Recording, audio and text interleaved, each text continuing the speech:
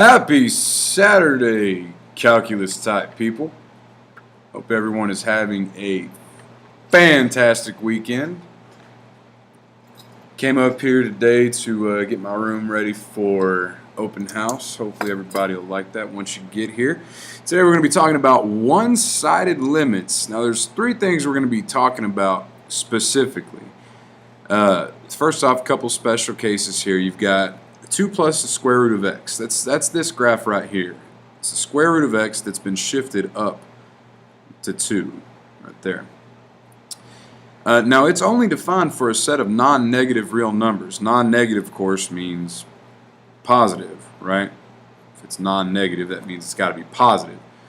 So non-negative real numbers. So this thing is restricted. So if I wanted to find out what the limit was as x goes to 0, I can really only come from one direction because it doesn't exist over here to the left. So I can only come from the right. So that's what this little notation down here stands for. Let me go in a little bit on this.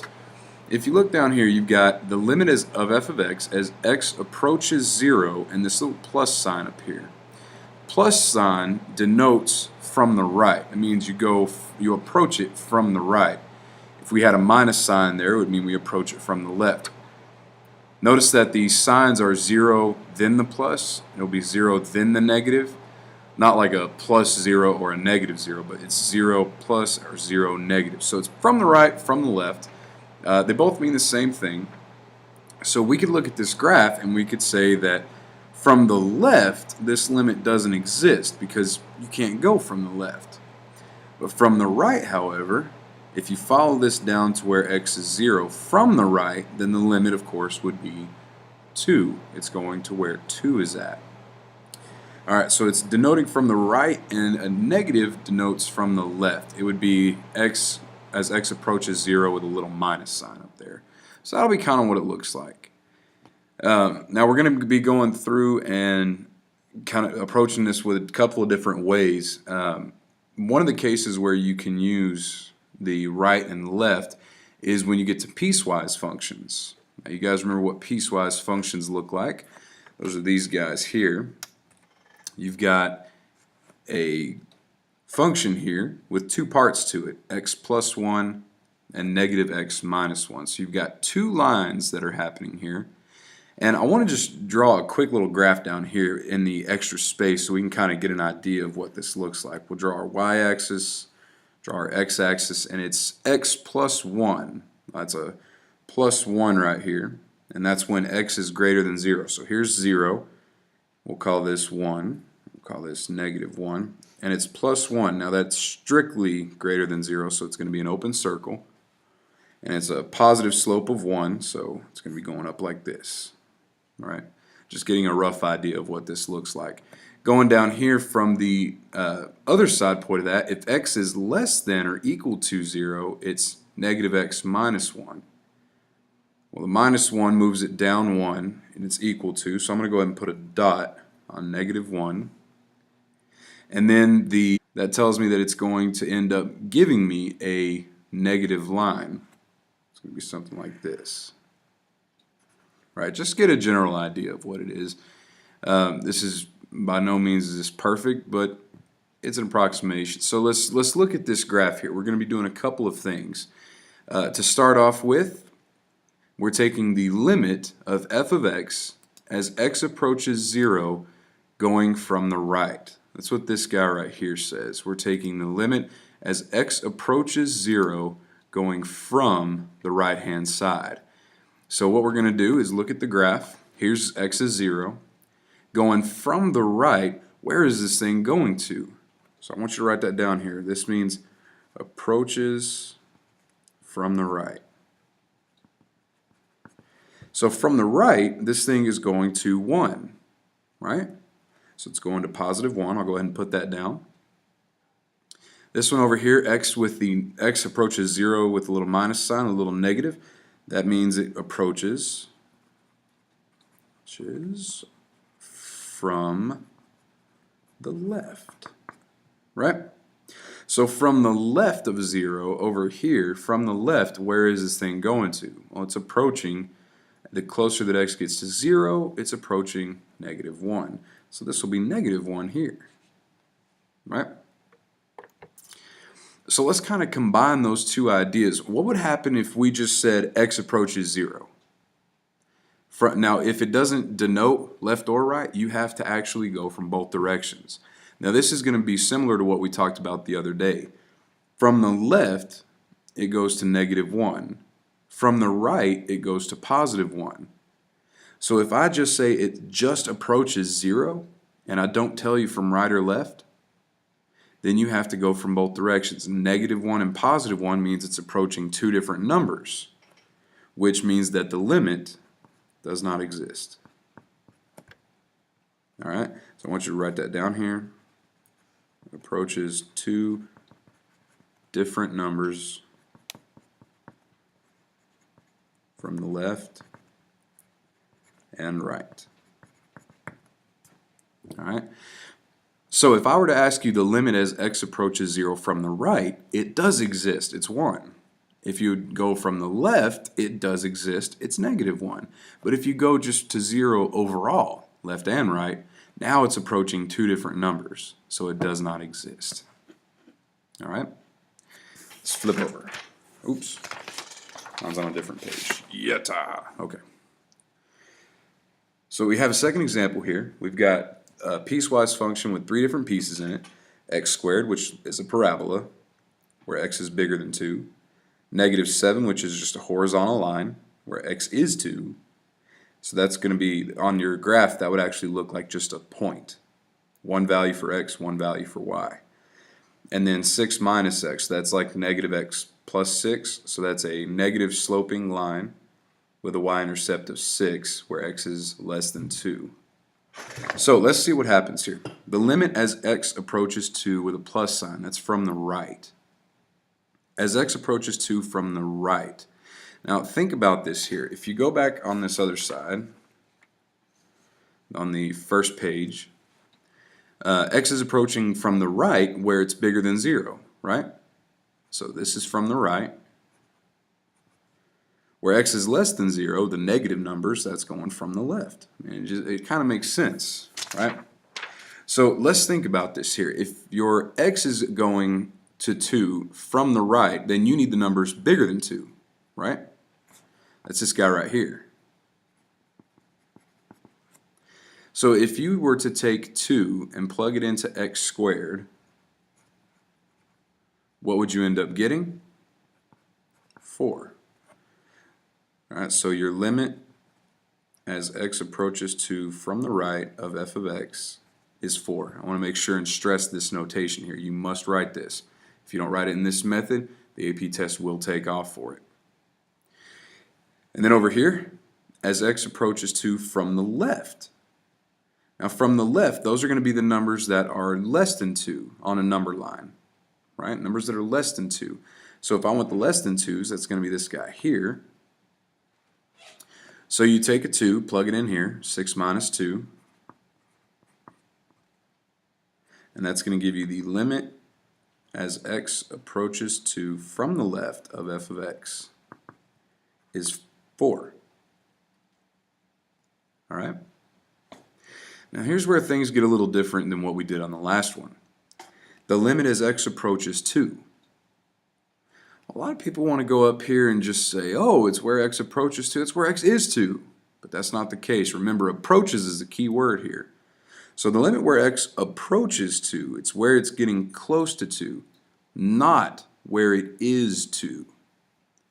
See, back on that first example there of the piecewise, it approached +1 from one direction, -1 from another. So it approached two different numbers, so it didn't exist. On this one, though, from the right it goes to 4, from the left it goes to 4. So if it approaches the same number from both directions, your limit is just that number. So in this case, the limit as x approaches 2 of f of x is 4. Alright? If it goes to the same number from the left, the same number from the right, then it is that number. If you kind of think about what this looks like, you've got a parabola for x is greater than 2, so it's going to be going kind of like this, right? Kind of like that. Then you've got a negative x and a positive 6, so something like this, where x is less than 2. And then where x is 2, you got a negative 7 down here. So you've got a line over here, a parabola over here, and then you've got a point down here. Well, the limit is still where it's approaching, so kind of keep that in mind. It's where it's going to, not actually what the value of the function is. I remember that from, I think it was 2 lessons ago, roughly. Okay, so let's talk vertical asymptotes. There's a couple things we're going to do to these. I hope that's bright enough for everybody to see. Alright, so there's a couple things we're going to do to these. First, we need to figure out what our vertical asymptotes are, right? So there's a couple things I'm going to do to example 3 here. The first one here, I need to figure out where all of my critical values are at. On the bottom, if you take x minus 1 and you set it equal to 0, this gives you your vertical asymptote, right? So wherever x is 1, if you imagine a graph of this thing, where x is 1, you've got a vertical asymptote. Let me scoot that over. Alright. Now from here, what about your zeros? Where does this thing going to actually cross the x-axis? Well, there's a couple things we can do here. As far as horizontal asymptotes, the degree on top is bigger than the one on bottom, so there are none. Slant asymptotes is going to be x squared over x, so you have a slant asymptote of x squared over x, which is just going to be x, once that's simplified, so it's going to be something like this. Alright. Now, if you were to talk zeros on this, if you were to set this whole thing equal to 0, the bottom becomes irrelevant, so it's kind of like saying this. You got 0 is equal to x squared minus 3x over x minus 1. If you multiply both sides by x minus 1, all that's going to do is just change it all to 0 anyway. So we need to figure this out. If you were to factor the top here, you'd have x and x minus 3. So that means that your zeros are going to be at x is equal to 0 and positive 3. In other words, set this thing equal to 0, solve for x. You've got 0, and then on this one, x minus 3 equals 0, add 3 to both sides, so on and so on. Okay, so you've got a couple of values here that are very important. We're going to do what we call a sign analysis on those values. Here's your x-axis. Your important x values are 0 and 3. Those are the zeros, those are the roots where it's going to cross the x-axis, right? And then you've got another one here at positive 1. Okay? Now that one's your vertical asymptote. So we got to figure out what's happening with this function. We know that it's going to cross, we know that this thing is actually going to cross at 0, right? It's going to hit this thing at 0. Okay? So from here, what we're trying to look for is what's happening over on this direction, what's happening over on this direction. So we do what we call a sign analysis. Sign analysis is going to say you pick a number to the left of 0, pick a number between 0 and 1, pick a number between 1 and 3, pick a number to the right of 3. It's going to tell you whether it's positive or negative, above the x-axis, below the x-axis. So let's take negative 1. If you put a negative 1 in here, everything comes out negative. You have, up here you've got, that'll be 1 minus 3 times negative 1, so that'll be plus 3 now. And then down here you've got a negative 1 minus 1, so you got a positive number over a negative number, it's negative. Between 0 and 1, plug in any number up in here, it's going to be positive. Just for the sake of time, I'll go ahead and give these to you. Plug in 2, you're going to end up with a negative number. Plug in 3, you're going to end up with a positive number. This is a sign analysis. That tells me that before 0, this thing is negative. Something like that. After 0, this is positive, but it's not going to hit that asymptote. All right. Now we got 1. After 1, it's going to be a negative value. Remember, this is 1, this is 3, so it's got a 0 here. After 1, it's negative, between 1 and 3. After 3, it's positive, so it's going to go up like this. I think I did my slant asymptote wrong. I'm almost positive I did. I'll correct that later. I'll correct that in class. Forget the slant asymptote right now. It should actually be this, but I'll show you why later. All right. So your limit is going to 1 from the left. So as you're getting closer, here's 1. As you're getting closer, I shouldn't have drawn that asymptote. Forgive me for that. As you're getting closer to 1, where is this line going? Where is this line going as you're getting closer to x equals 1? It's going down to negative infinity. So your limit is going to equal, from the left, good grief, never mind.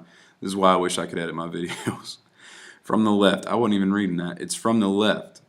So from the left as you get close to 1, there we are. From the left as you get close to 1, it's going up to positive infinity. I will make all of these corrections in class on Tuesday. Okay, let's go to 4. 4 is a little bit different. Remind me to talk about example 3 in class on Tuesday. Example 4, this one's a little bit more tame. Alright, so you plug in a 2 here, nothing, or you plug in a negative 2 rather, nothing works. So it gives you 0 over 0. So let's go ahead and factor the bottom. You get 2x minus 3. And, oops, x plus 2, I believe is plus 2. Yes. Alright, so you factor those out. Your 2x minus 3's will go away. So what you're left with is the limit as x approaches 2 from the right of 1 over x plus 2. Alright. Now if you were to graph 1 over x plus 2, the power on the bottom exceeds the one on the top, so you do have a horizontal asymptote of 0 here. So if you want to graph this real quick, you got a horizontal asymptote of 0. Vertical asymptote, if you set the bottom equal to 0, at negative 2 we have a vertical asymptote. Right? Do your sign analysis. Your critical number here would just, we only have one of them because there's only one 0. Or one value that's going to actually give you a undefined answer. There are no zeros for this because it has a horizontal asymptote of 0. So we'll do this at negative 2. If you were to plug in negative 3, negative 4, anything to the left of negative 2, this is going to give you a negative answer. So down, it's going to be below the x-axis. If you plug in anything to the right, it's going to give you a positive answer. Alright, so it's going to be negative down here. This is going to be positive up here. Never hitting those asymptotes because this is your horizontal asymptote. This is your vertical asymptote, so it never hits those. So let's see what happens here. The limit as x approaches negative 2 from the right. The limit as x approaches negative 2 from the right. Now this is going from this direction. As you get closer and closer and closer to negative 2, where is this going? This is going to infinity.